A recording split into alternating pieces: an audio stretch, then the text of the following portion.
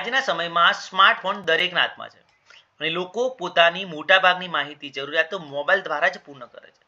લાઇબ્રેરીએ પણ વપરાશકર્તાઓને એનીવેર એની time access આપવા માટે મોબાઈલ લાઇબ્રેરી એપ્સ વિકસાવ્યા છે. આ એપ્સ દ્વારા વપરાશકર્તા પુસ્તકો શોધી શકે, ઈ સ્ત્રોતો એક્સેસ કરી શકે, નોટિફિકેશન મેળવી શકે અને લાઇબ્રેરી સાથે ઇન્ટરેક્ટ કરી શકે છે. વ્યાખ્યા જોઈએ તો mobile library apps are smartphone based application developed by libraries or library networks to provide seamless access to library resources, services and information directly on users mobile device. સરળ ભાષામાં જોઈએ તો mobile library app equal to library સેવાઓ મોબાઈલમાં લાવવા માટે બનાવવામાં આવેલી એપ્લિકેશન. લક્ષણો જોઈએ તો યુઝર ફ્રેન્ડલી ઇન્ટરફેસ જેમાં સરળ નેવિગેશન છે, 24/7 એક્સેસ એટલે કે સમય મર્યાદા વિના સેવા ચાલુ રહે છે, multi platform support Android iOS પર કાર્યરત છે, ઇન્ટિગ્રેટેડ સર્વિસ જેમાં ઓપેક એલર્ટ્સ ઈ રિસોર્સનું એક્સેસ મળે છે, પર્સનલાઇઝેશન એટલે કે user specific notification, push notification એટલે ડ્યુ ડેટ, ન્યૂ અરાઇવલ તથા ઇવેન્ટની માહિતી સરળતાથી આપી શકાય છે.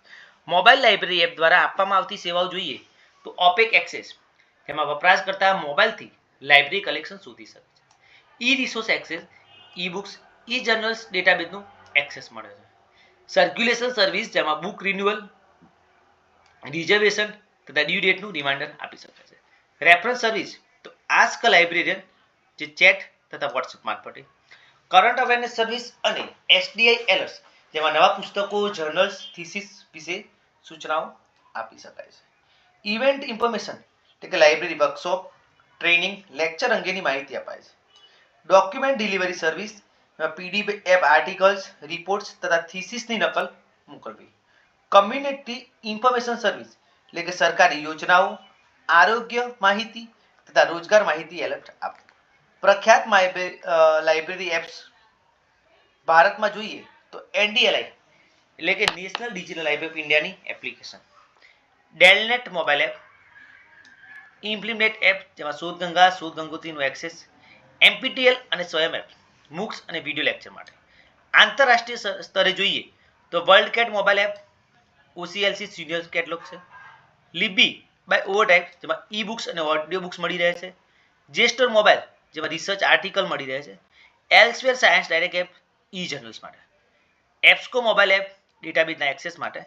લાઇબ્રેરી સાયન્સ ક્ષેત્રે મહત્વ જોઈએ તો વપરાશકર્તા સુધી લાઇબ્રેરી સેવાઓ પહોંચાડે છે, ડિજિટલ ડિવાઇડની ઘટાડો કરે છે, રિસર્ચ અને લર્નિંગને પ્રોત્સાહન આપે છે, લાઇબ્રેરી યુઝર સંબંધ મજબૂત બનાવે છે, એનીવેર એની ટાઈમ લર્નિંગ શક્ય બને છે.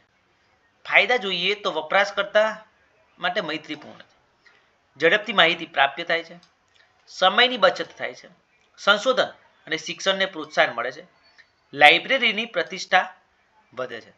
ગેરફાયદા જોઈએ તો સ્માર્ટફોન અને ઇન્ટરનેટ પર આધારિત છે, એપ ડેવલપમેન્ટ અને મેન્ટેનન્સ ખર્ચાળ છે, સાયબર સિક્યુરિટીનું જોખમ રહે છે, રૂરલ એરિયામાં ઉપયોગ મર્યાદિત છે. નિષ્કર્ષ જોઈએ તો mobile library apps library science ક્ષેત્રે એક આધુનિક ક્રાંતિ છે. તે વપરાશકર્તાને ઓપેક, સર્ક્યુલેશન, રેફરન્સ, એલર્ટ્સ, ઈ રિસોર્સ જેવી સર્વિસીસ સીધી મોબાઈલમાં આપે છે.